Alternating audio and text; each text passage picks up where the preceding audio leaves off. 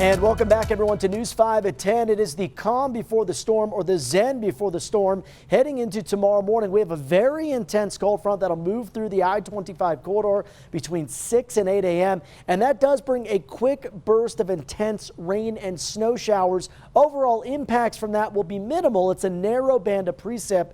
The bigger impacts will be the accelerating winds that will crank all morning and into the afternoon hours. We're going with extreme impacts here in southern Colorado because of that. Visibility impacts high, as well as fire impacts, as the most intense part of the storm for the plains occurs between 7 a.m. and 2 p.m. Now, let's do the breakdown for the mountain areas where snow is expected to be a much bigger hazard here, especially across the southwestern mountains.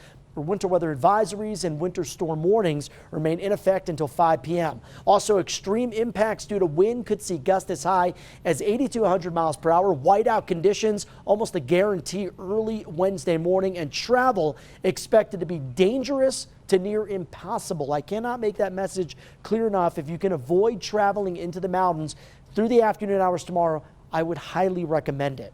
Here's the extent of coverage with those high wind warnings. This is in effect for the entire eastern half of the state and extends well into Kansas and Nebraska. Sustained winds 30 to 50, gust in the lower elevations between 60 and 80 miles per hour. And check out the extent of these red flag warnings, the high fire danger along and east of the interstate across much of eastern Colorado. Very gusty winds and low humidity combined with those dry fuels means that if a spark were to occur, that fire could run very, very quickly. And let's talk about some of that fire weather safety tips here. No outdoor burning at all, period. End of sentence there during the day tomorrow. Do not toss those cigarette butts out the window. And if you see any smoke or fire, make sure to report that to the authorities immediately by calling 911. Tonight, winds have been pretty gusty out ahead of the storm, but overall not too bad. 10 to 20 mile per hour sustained winds in the Springs, where the outside temperature is hovering around 50 degrees. Canyon City, we're a little cooler than the Springs, 43 degrees with a much lighter wind, and that is why that wind tends to mix the air, especially when it's out ahead of a storm.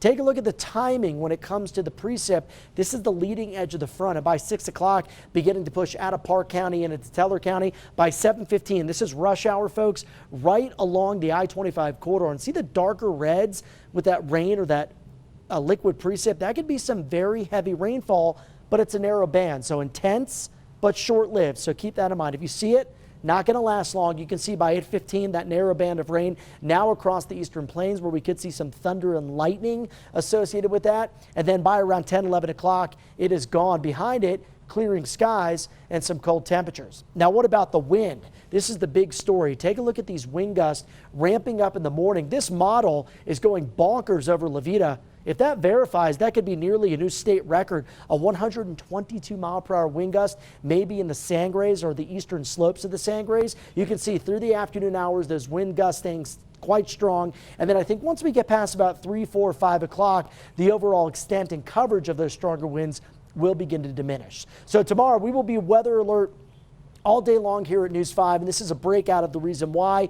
Damaging gust, again, strongest between about 7 a.m. and 3 p.m. And also watch out for that quick burst of morning rain or snow, especially above 6,500 feet. We could see whiteout conditions. A little warmer on Thursday, then a weak cold front cools us down as we head towards the weekend. Pueblo, we go impact scale 4. Gusts could be very strong and powerful outside, and still breezy Thursday to Friday with highs in the 40s and 50s. For Canyon City, a very potentially damaging type of wind event tomorrow with gusts 60 to 80 miles per hour. Make sure to tie down anything that you couldn't bring inside tonight, as those winds will ramp up right around sunrise. For Woodland Park, Diane, 30s here tomorrow with maybe a quick inch of snow, but the bigger story, strong and powerful wind gusts all across southern parts of the state. The impact